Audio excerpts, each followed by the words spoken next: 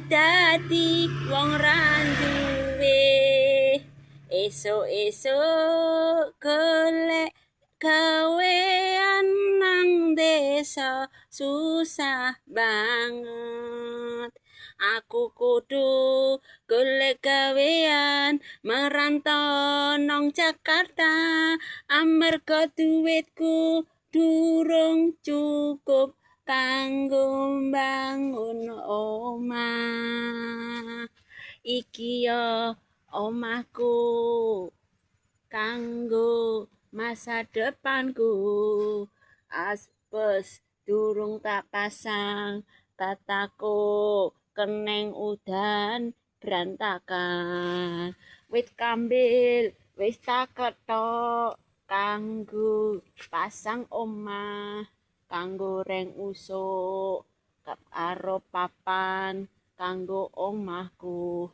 Amarga danane durung cukup, terpaksane aku golek gawean meneh. Sesuk Jumat aku bakal mangkat nang Jakarta. Setune aku tekan nang Jakarta. Numpak bis handoyo langgananku. Aku mung sadermo. Salagi aku nang desa. Aku kudu prihatin. Walau aku duwe keluwihan, aku ora gelem pamer.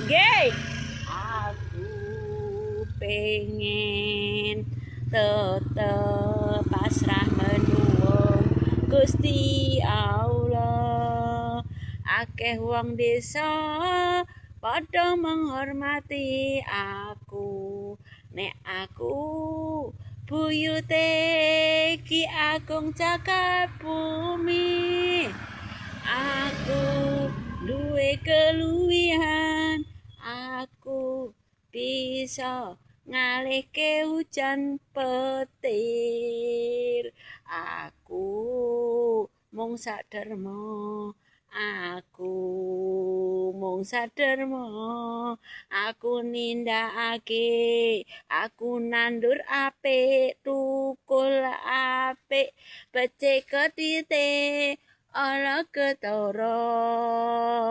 Saben dina aku mung pasrah marang Gusti Allah. Aku duwe keluwihan, aku mung sadermo. Aku kudu sabar, ikhlas menuwun marang Gusti Allah. Aku kepengin ketemu karo padeku Pak Jokowi Widodo karo Pak Presiden Pak Prabowo. Kapan aku pengen ketemu karo Bu Megawati? Kapan ya Allah? Aku mung pasrahke garis takdirku menuwun marang Gusti Allah. Ya Allah, ya Tuhanku, bimbinglah hambamu ini.